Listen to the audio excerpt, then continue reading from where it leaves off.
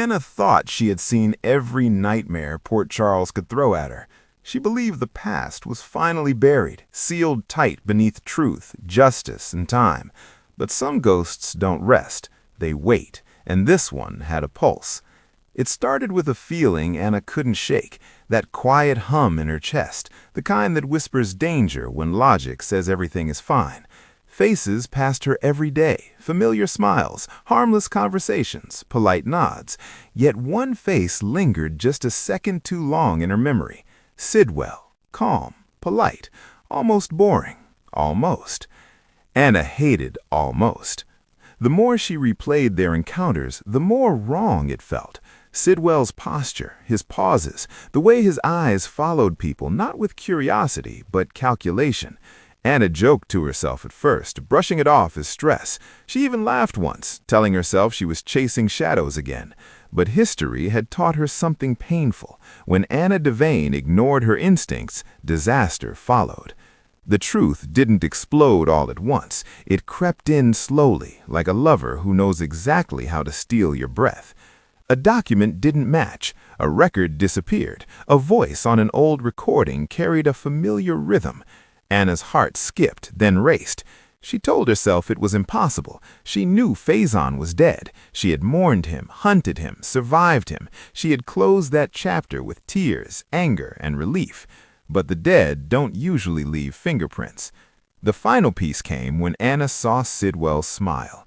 Not a warm smile, not a friendly one, but a sharp, controlled curl of the lips she had memorized long ago.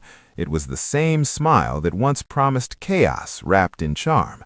Her breath caught. Her hands went cold. "No," she whispered to herself, half laughing, half terrified. "You've got to be kidding me." And then it hit her. The mask. Sidwell wasn't Sidwell. He was a performance, a disguise crafted not just to fool the world, but to mock it. Beneath that face, beneath that carefully chosen identity, was the one man who had haunted her life more than any other. Faison was alive. Anna didn't scream. She didn't collapse. She laughed, a soft, stunned laugh that carried years of history and heartbreak. "Of course it's you," she muttered. "It's always you." Romantic irony danced through her thoughts. Fate had a cruel sense of humor, and apparently so did Faison.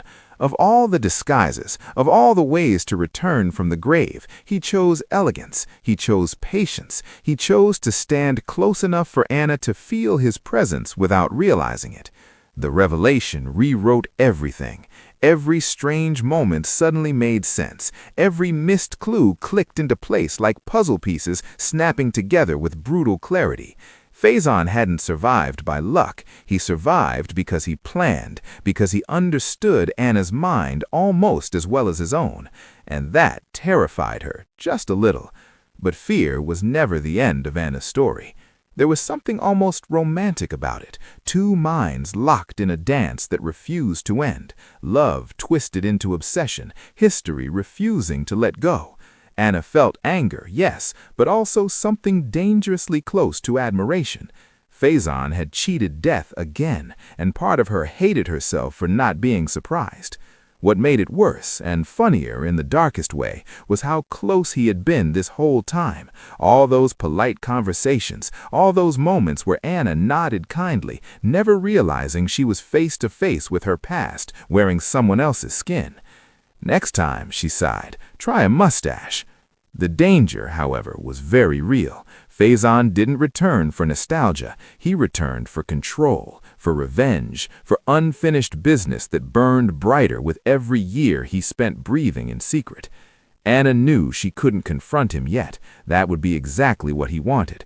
Faison thrived on reactions, on drama, on the thrill of being seen. No, this time Anna would be smarter, calmer, deadlier in her patience.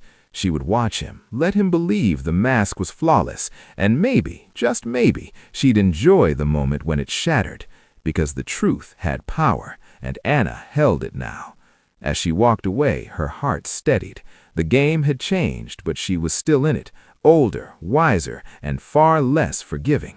Faison might have returned from the dead, but Anna Devane was very much alive, and she never lost twice to the same enemy.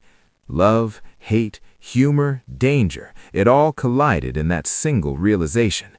The mask was off, the past was back, and Port Charles would never be the same again. If you felt that twist hit your heart, stay close, because secrets like this never stay buried long, and the next revelation could be even more shocking.